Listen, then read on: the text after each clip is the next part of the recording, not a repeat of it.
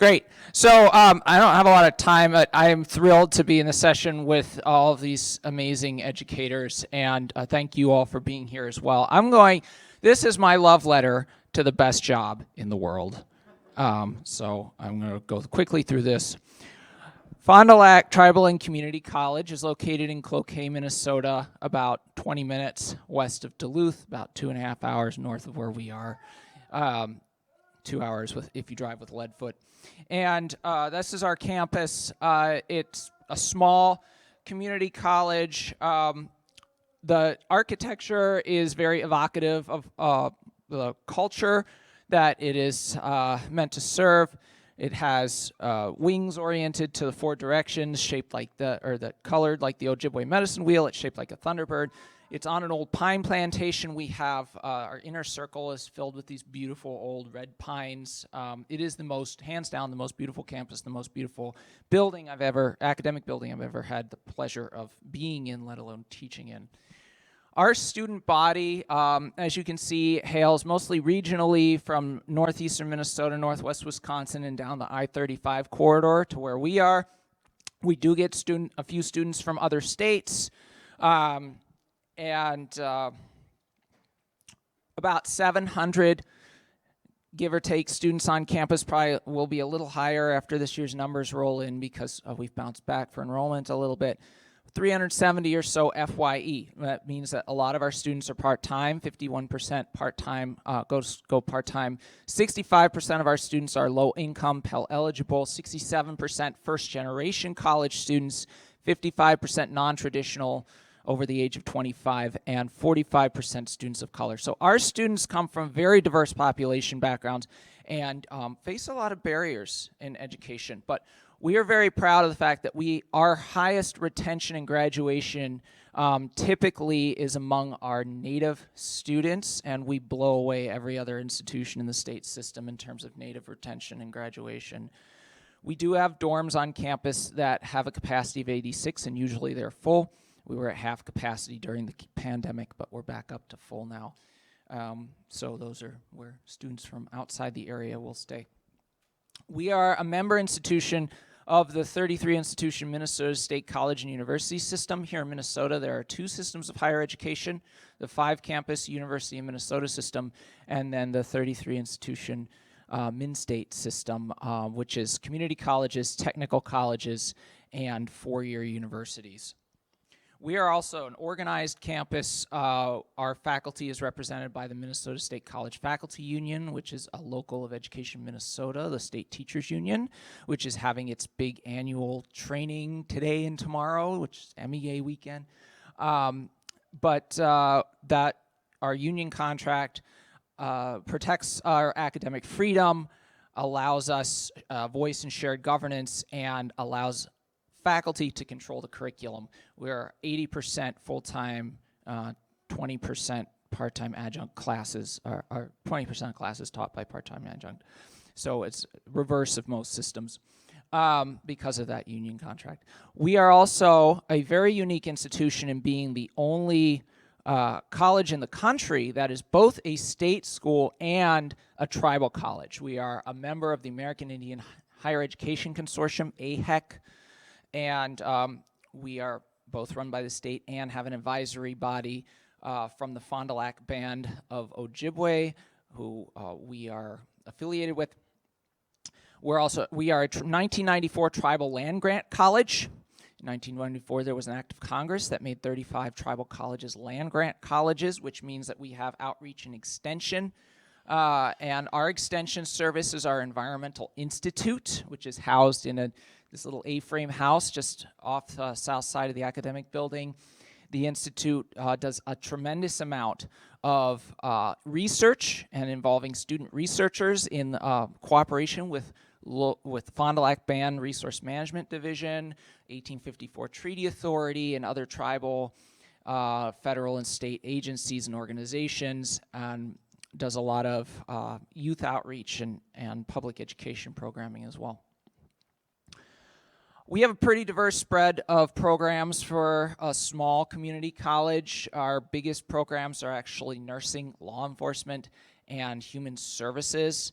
But we have our environmental science program, my program, a variety of others. We actually just got approval for a 4-year elementary education degree to address the drastic shortage of native K-12 teachers in the state. So we will be the first 2-year college in the state to offer a 4-year degree.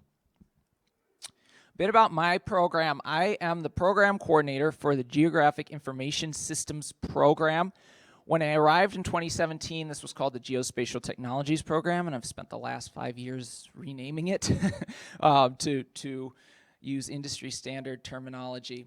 We offer a 60-credit 2-year Associate of Science degree, and 2 years in scare quotes there, again, because a lot of our students come part-time, so a lot of them take much longer than 2 years to complete the degree.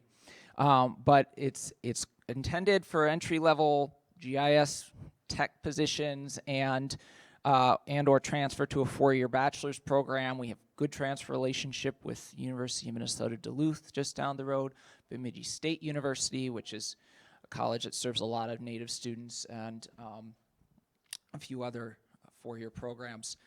We also offer a 16-credit 2-semester GIS certificate meant to be a fall-spring progression of courses, and this is a credential that a lot of it's very popular among our environmental science students because they almost have to get it anyway when they're going for their environmental science degree. But I've also had takers from electric utility technology and law enforcement programs. We have core of program courses, 1-credit GPS class. It's often taught by an adjunct, Jesse Adams, who owns North Point Geographic Solution, fellow Badger. And then I teach Intro to GIS and Remote Sensing in the fall, GIS applications and cartography in the spring, and I also teach web mapping in the spring, but usually the enrollment is low enough that I run it as an independent study with 1 or 2 students. And do a lot of other, we have GIS Club, goes out and flies drones, does GPS stuff, geocaching, orienteering. I run workshops for the Institute sometimes. This was a link just tracking workshop outside. It was super fun in the snow in the winter. I write all of my own curriculum materials. When I first started teaching, there's a lot of work to get up and going. I was using Esri workbooks and online tutorials and things like that, and I found they were very cookie-cutter directions that didn't really apply to our local context. They were very short on the metacognition stuff, anything sort of self-reflection. So I wrote my own GIS workbook. I'm 2 chapters into an eventual 4-chapter workbook. Hopefully it'll get done. It needs updating now that Pro has been updated to version 3, so the graphics all need to get switched out, but we're using that this semester, and it's designed around Don Norman's 7 stages of action model and trying to get students to reflect on what they're doing and it's data agnostic, project agnostic, so you can apply it to any local context. So what do I do teaching? Well, a lot of student project work. In the GIS applications class in the spring, down here you see some of the projects that are created for that class. We have, students are, in that class is a capstone where students choose a topic that they're interested in and do either a research project, or there's 2 tracks, either research or a cartographic product, like a map or a web app or something. And so they choose what they're going to do. We go through the whole project process from planning to finished product, and then they often present their posters at conferences. We just had a couple students at our GIS conference have posters at the GIS conference last week, the statewide GIS conference, and I've had students go to lots of other conferences. There's a few at Falcon, which is a tribal college conference happening right now in Albuquerque, and opportunities to present on campus as well. We have an on-campus event pretty much every year that students present their work. We have work study. We call it work study. It's really project assistantships, where I use grant money to pay students to work on projects for partners, community partners like the Fond du Lac Band Resource Management Division. We have, the past couple summers, we've been working with the Lake Superior National Estuary Research Reserve in Superior, Wisconsin, to help them develop a habitat map and a process for creating habitat maps from remote census data. It's much more complicated than it sounds. These are a couple of high school students, local high schoolers I actually hired for summer internships along with a college student of mine. We have students do NASA internships. This student was one of a couple who went down to Marshall Space Flight Center in Huntsville, Alabama, and did a project on renewable energy potential around the state. She's a electric utility technology student, just graduated with her engineering degree from UMD. Very proud of her. And then this was an ongoing project with NASA's SNOWX campaign to measure snow and snow water equivalent. So we do a lot of research, an amazing amount of research opportunities for students for a community college. All right, the maps, and this is really more about, thank you, more about what kind of, what I found, the lessons learned from teaching students the maps themselves. I wanted to get your attention by saying there'd be maps, so, and there will be. I always start out with the idea that maps are relevant to any local context, and the local context has to be relevant to the maps they make.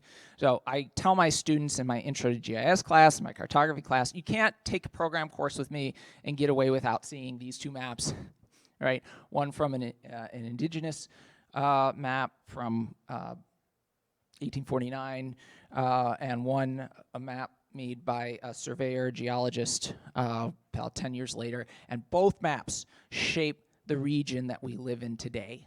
The legacy of both maps is strong in our area, and see me to learn more. Map making, and then something that is really important is that map making should be fun. We always start with the fun stuff because then students get interested and want to know what else they can do, right? So here is obviously garish map put together first couple weeks of my Intro to GIS class by a student who just playing with the color schemes in ArcMap. I don't even think they have this color scheme in Pro, but he was like, I want to make a rainbow map. And he made a rainbow map. I was like, great, fun. I have my GIS students start with by sketching, hand sketching maps of mental maps. This is an exercise actually out of open source textbook that I use in my class, where they sketch a mental map of their neighborhood. And this student decided to make his map resemble an interesting creature that is inhabiting a sewer system, like the streets are sewers, and he has a very unique outlook. So one lesson I've learned teaching students, defaults are hard to get over no matter how many times I say it, right? Set your projection, change your class breaks. This was a final project from a student that was like, come on, you're killing me, Smalls. But I also have students do really cool work and really try hard to get past, you know, the get out of the mainstream and do something cool and really try to support their learning that way. So sports students learning, there are a lot of no-brainer skills that, or what you might think of as no-brainers that I need to teach. I take students from lots of different backgrounds, non-traditional, you know, right out of high school, in high school sometimes. The unifying thing I find with most of them is they don't know how to use desktop software.